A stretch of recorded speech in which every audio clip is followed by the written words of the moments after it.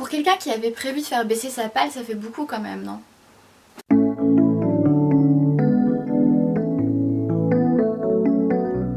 Salut à tous, alors je suis ravie de vous retrouver aujourd'hui pour vous présenter les derniers livres qui ont rejoint ma palle.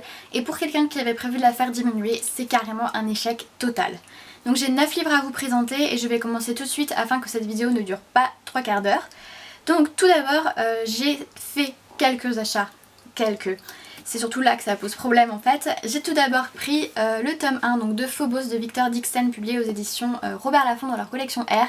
Alors pour le coup j'ai totalement fait mon mouton puisque à peu près tout le monde sur la blogosphère a lu ou lit ou veut lire ce livre. Mais le résumé me donnait extrêmement envie et puis les avis étaient tous tellement élogieux que j'avais envie de découvrir pourquoi, ce qu'il y avait derrière.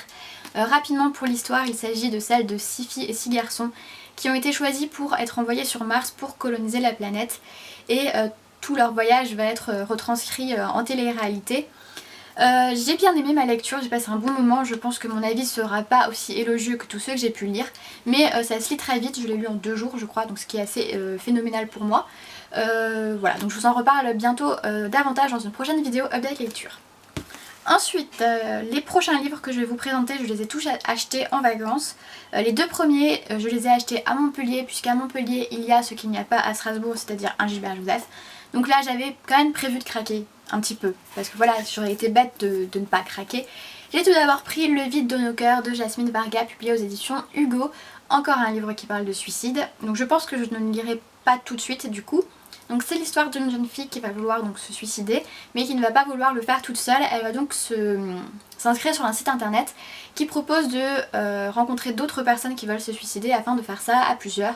Elle va y rencontrer un garçon et j'imagine que du coup, puisqu'ils se rencontrent et qu'ils vont apprendre à se connaître, ça va pas forcément se passer comme prévu.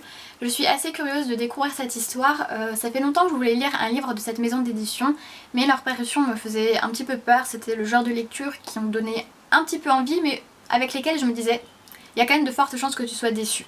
Mais celui-ci est un petit peu moins dans le style new adulte, j'ai l'impression, et du coup j'ai bien envie de tester.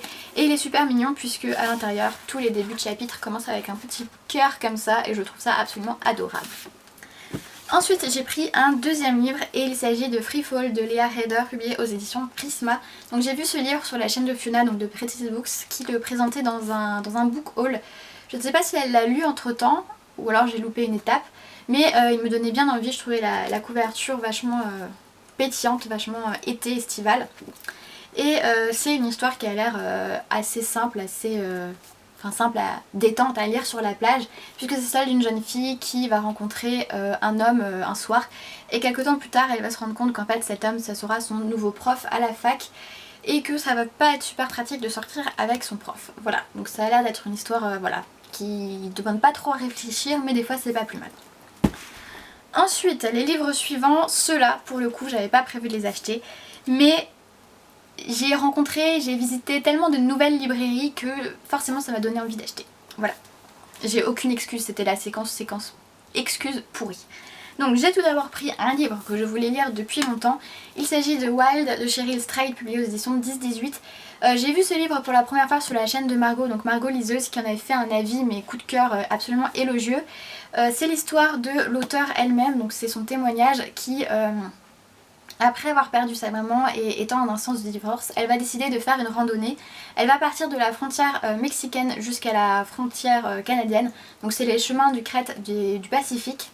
Et on va la suivre dans son périple. On va découvrir aussi bien ses souffrances physiques mais aussi ses souffrances morales. C'est un livre qui m'intéresse énormément. J'ai également bien envie de voir le film qui est sorti début d'année il me semble. J'avais vu la bande-annonce et il m'a donné super envie, surtout que les paysages étaient absolument magnifiques, donc je vais essayer de le lire assez rapidement.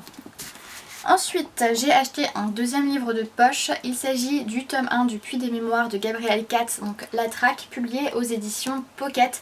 Je ne sais pas vraiment de quoi parle ce livre, à part qu'on va suivre 3 hommes traqués, mais bon, sans grande surprise j'ai envie de vous dire. J'ai pris ce livre car j'avais envie de découvrir l'auteur, donc Gabrielle Katz. À la base je voulais le découvrir avec son dernier roman Aeternia, mais à raison de 20 € le livre, je me suis dit que j'allais peut-être plutôt commencer avec sa trilogie qui est déjà sortie en poche et qui est bien moins chère, quitte à ensuite me tourner vers Aeternia si j'aime ce livre-ci.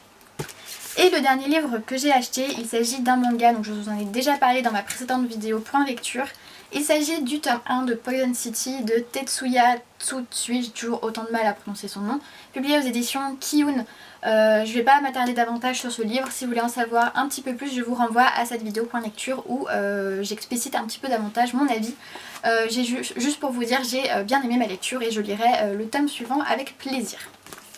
Ensuite, les 3 livres suivants ne sont pas des achats, quand même, il y en a quand même quelques-uns. Tout d'abord, j'ai reçu Sansonnet, un signe à l'envers de Pierre Thierry, publié aux éditions Books on Demand. Donc c'est l'auteur qui m'a envoyé son livre. J'ai tout de suite accepté puisque j'avais déjà lu de cet auteur Le mystère du pont Gustave Flaubert que j'avais bien aimé. Du coup j'étais ravie qu'il me propose de lire celui-ci, donc il s'agit de Sansonnet sans grande surprise. J'ai déjà lu le premier et j'ai bien aimé, donc je pense que ça sera très agréable à lire. Je pense aussi que je vais en lire un de temps en temps, je vais pas tout lire d'un coup parce que sinon je pense que ça va faire un petit peu beaucoup. Je vous en reparle donc très vite aussi dans une prochaine vidéo.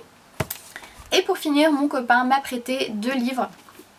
Donc tout d'abord il m'a prêté le tome 2 des Salauds Gentilshommes des Horizons Rouge Sang de Scott Lynch, publié aux éditions J'ai lu.